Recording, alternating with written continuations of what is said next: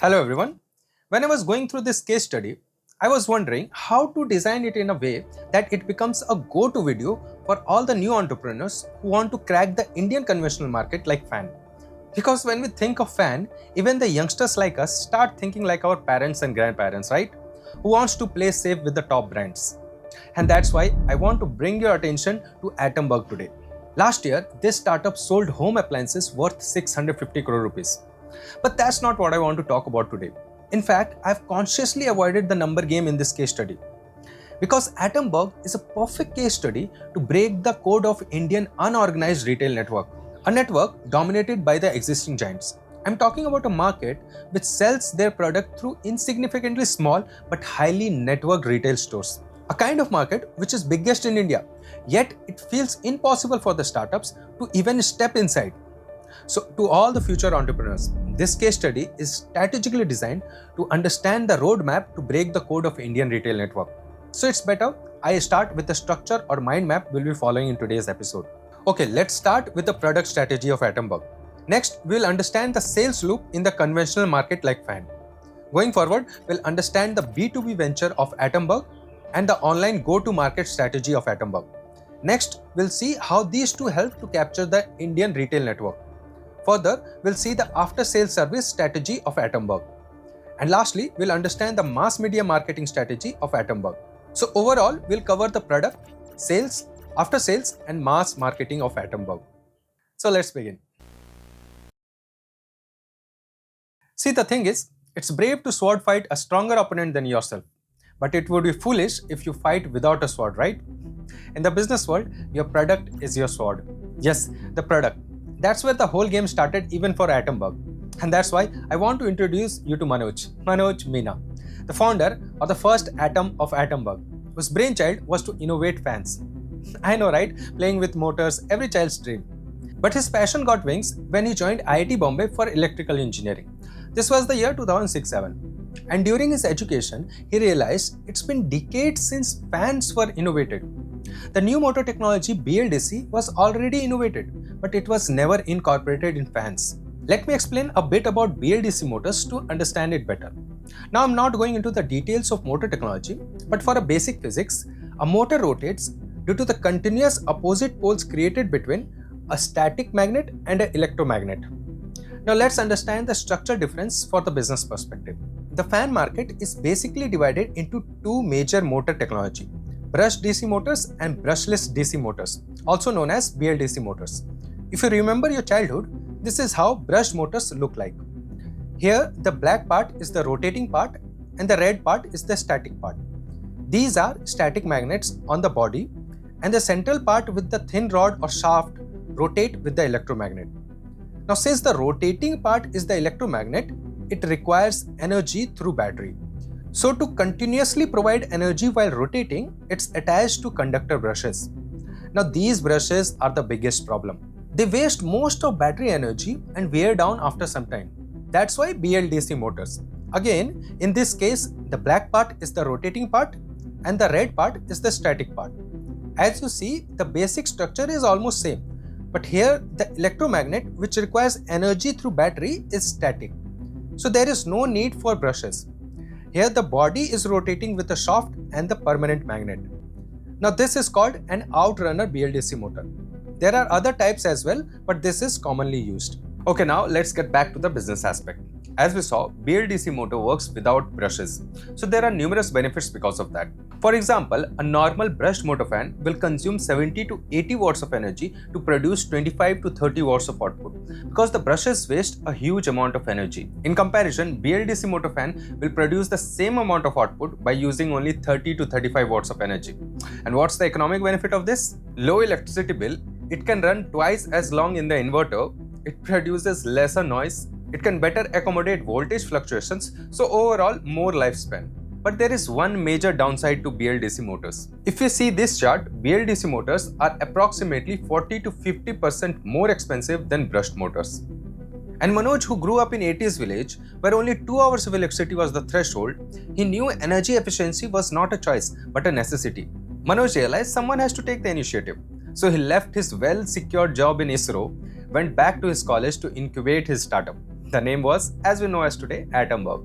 By that time, one of his juniors, Sibabrata Das, joined him as a co-founder to develop the product. But the biggest problem was not the product. Even though they created this fantastic product, who the hell will explain all the features to the consumers? How will it sell? The distributors knew the psychology of the consumers. People bought on the brand name and the price, not the technology. And in the conventional market, generally the retailer explains all these features to the consumers. But you think in the retailer's perspective, why would a retailer will explain all these features to sell a new brand which is more expensive than the existing giants like Havells, Orient or Usha? And even if it does, what if anything happens to the product? The dissatisfied customer will immediately come back to the retailer, right? As there was no service center of Atomberg. This would affect the consumer-retailer relationship and will completely drop the average sales per consumer for the retailer. It's a complete lose-lose situation for the retailer. So the retailers and the distributors outright said no to them. The problem was, people didn't knew how better was their BLDC fans compared to brushed motor branded fans. They needed to market their product. But in a conventional market like fan, if you just start market your product aimlessly, not just it will incur a huge cost, but it won't sell either, because it was a decade-long investments and the consumers preferred to stick to the major brands for that. So they have this very fantastic product, but the distributors won't accept their product. They don't have enough cash to burn to create a brand name for their product, and at the same time, if they don't find any solution quickly to generate some revenue, their business won't survive. This is the whole loop why nobody dares to enter an oligopoly market like fan. But Manoj and Das were persistent. They found a solution. They realized if they have to explain all these features and convince the buyers anyway, why don't they do it B2B instead of retailers and distributors? In that way, they can directly act as a service provider to the few clients, and at the same time, they can market their product. And during that time, Saurashtra episode took place. And it's very interesting coincidence or fate, I don't know, but Saurashtra episode perfectly created a win-win scenario for them. Look, Saurashtra is a region in Gujarat, which is the hub of ceramic industry. And the thing with the ceramic industry is that they require hundreds of fans running 24/7 to dry the ceramics. Electricity was like a raw material for them. So Manoj and Das marketed their product as free fan in a year by saving 2.5 thousand rupees per fan per year. It was bound to be hit, isn't it? Soon the orders started to flow and their B2B venture took off. Today, they have clients like Tata Motors, DRDO and even Indian Railways. The company survived, but B2B is still 5 to 10% of the fan market. The consumer market is 90 to 95%, which was yet to be cracked. So the product was ready and the selling began. The next challenge was to sell to the mass public. But the distribution through retailers was already a failure. But during that time, COVID hit and online purchase started to pick up. They realized this was the cheapest way to educate about their products while selling throughout India. They decided to go online and listed on every major online marketplace. It was much easier and cheaper to educate the consumers online about the exceptional features they were offering through their products. But energy efficiency was not the only thing that attracted the consumers. They knew the same marketing strategy what worked for the B2B clients will not work for the retail consumers. So they worked on the designing and the home utility of their products. They introduced Internet of Things, remote controller, Bluetooth connectivity on the fans. So overall, marketing strategy like designing, IoT and energy efficiency like running more hours on inverters worked for the retail consumers. Soon, the sales started to pick up, and since their product was already market tested with B2B clients, the consumers started to give high ratings for their products. And interestingly, the retailers and distributors who rejected them before welcomed this time with open arms. So until now, they mastered the product part, tackled the B2B sales and got the distribution for B2C sales. But getting distribution is one thing, and retaining sales in the offline market against top brands is another thing. If you refer this Statista report, only 32% of people purchase home appliances online. Rest of 68% still buy offline in the retail stores. And offline buyers are different than online buyers. Offline buyers mostly relied on neighbors' review and the retailer's trust because Atomberg was still not widely known. So even though they got the retail and the distribution network, they knew the offline sales wouldn't last if they do not work on their after-sales service.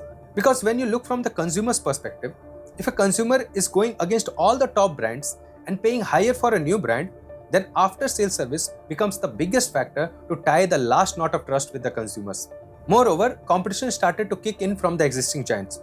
They knew retaining sales would be tough. So after-sales service became the biggest challenge for them. Because unlike B2B, they cannot directly deal with the consumers for the services. They needed a chain of service centers throughout the nation. But it seemed almost impossible for the budget-constrained company like them. So they came up with a genius strategy. Since they already tested their product with B2B clients, they understood BLDC technology is much more durable and had fewer complaints. This created a strong faith in their products. So instead of rushing into heavy investment into a nationwide service providers, they implemented a no question asked return and refund policy. This was a genius strategy considering their position. This not only created the necessary trust among the consumers, but also pulled customers from other brands. Because since other brands were giving warranties to their products, this was like the guarantee for their product.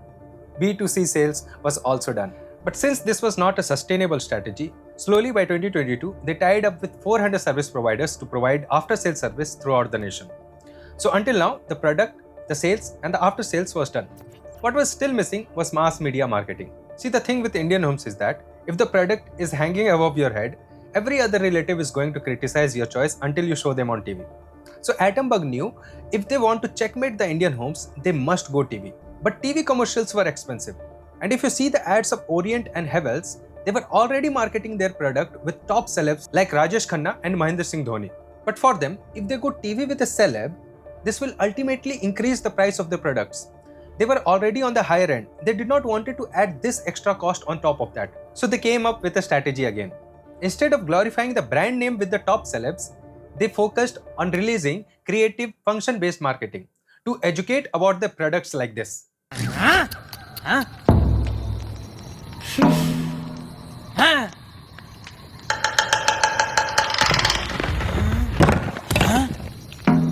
Why not? दुनिया का सबसे important सवाल, Why not? जब हमने पूछा तब बनाया ऐसा फैन जो चले रिमोट, ऐप और वॉइस से, Atomberg fans. Why not? This was again well received by the maturing Indian consumers. Mass media marketing was also checked. So if I summarize this case study, the step-by-step guide, the promise I began with, the method to break the code of Indian conventional market like fan. First, they created a fantastic product based on legit problems of the consumers. Next, they built their B2B market. This helped their company to generate the floating revenue and to market test their product. Next, they built their online presence to cheaply educate the retail customers about their products. And to close that deal, they sold them through style and intelligence features like IoT. This gave the initial market penetration in the retail consumer market and ultimately collaborate with the distributors and the retailers. Next, to build the trust and retain the customers, they began with no question asked return policy and slowly created a service network throughout India. The B2B and B2C sales were done. And to checkmate the dominant brands, they went TV with function-based marketing without celebrity. This helped to keep the marketing cost low. And if you witness the perseverance, they are not stopping with the fans. The best thing about entering a market with a fan is that they mastered the motor technology. And motor is not limited to fans. It's in the mixer grinder, in the AC, in the cooler and every second Indian home appliance. And only time will tell whether Atomberg will become an inspiration to disrupt the decades of dominance of existing giants. And that's the end of today's case study. If you found our content useful, please hit the like button and subscribe to the channel because apparently we are new for the YouTube and YouTube might not recommend our next video to you. Hope to see you again.